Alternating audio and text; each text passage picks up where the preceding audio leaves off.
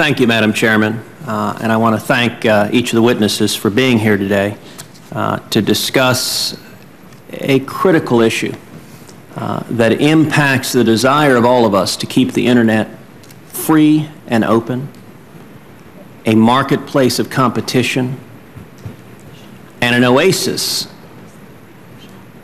that historically has been beyond the unnecessary reach of government regulators.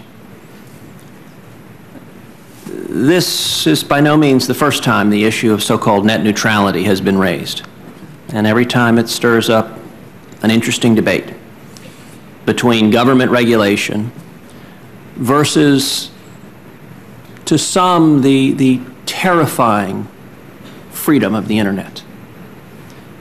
I think the American people don't find that freedom all that terrifying at all.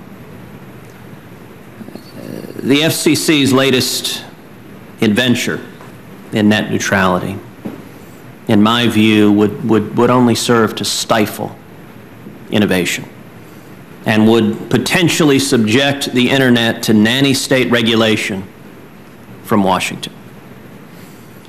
Internet freedom has produced robust free speech for billions across the world, and a wide open incubator for entrepreneurs to generate jobs and to expand opportunity. Back in May, FCC Commissioner Ajit Pai said this is, quote, "not for us 5 unelected individuals to decide.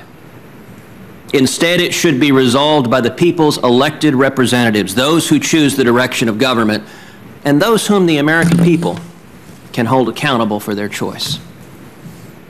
I couldn't agree more, although in Washington there are a lot of folks in Congress that are fans of pushing difficult decisions off to unelected members of our government to insulate themselves from accountability at the voting booth. And I fully agree with Commissioner Pai that a 5-member government panel should not be dictating how Internet services will be provided to millions of Americans. More than $1.2 trillion has already been invested in broadband infrastructure since 1996. And that has led to an explosion of new content, applications, and Internet accessibility.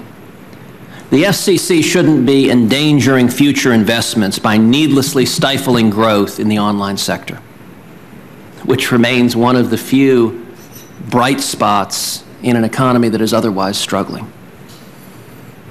Net neutrality is a wolf in sheep's clothing.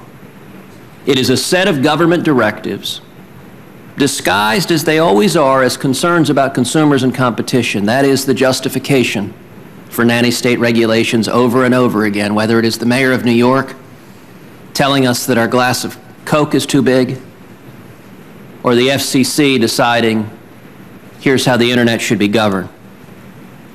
We must keep in mind that when government imposes new regulations, inevitably the cost of them is easily absorbed by the large dominant companies, by the major players. And those who bear the brunt of it, those who are fatally strangled so often by these regulations, are the little guys, are the startups, are the mom and pops. The Internet has grown and flourished in ways we never could have imagined from back in the days when Al Gore invented the Internet. And a big part of the reason has been that Washington has left the Internet alone. Now, that used to be a bipartisan commitment. Back in 1996, President Clinton said, quote, "Governments can have a profound effect on the growth of electronic commerce. By their actions, they can facilitate electronic trade or inhibit it. Government officials should respect the unique nature of the medium and recognize that widespread competition and increased consumer choice should be the defining features of the new digital marketplace." We're seeing this growth in nanny state regulation in many contexts.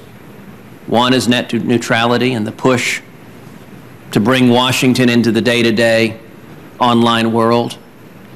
Another is a bill that Congress is considering and that I fear Congress will try to push through in the lame duck session, and that is namely extending an Internet sales tax to millions of moms and pops who are selling their goods online, who are starting small businesses, and who, if Congress has its way, will be forced to collect taxes for 9,600 jurisdictions nationwide.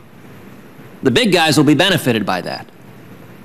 But the little guys, the young people, the Hispanics, the African Americans, the single moms, the people just filled with hopes and dreams, wanting the American dream, will find their lives made harder if we begin taxing the internet, if we begin regulating the internet. Instead, I believe we should protect the freedom of the internet. And that should be something that brings us together across partisan lines, across the country. Keep the internet free. That protects our speech, it protects our economy, and most importantly, it protects opportunity for those who are struggling and want a better life. Thank you, Madam Chairman.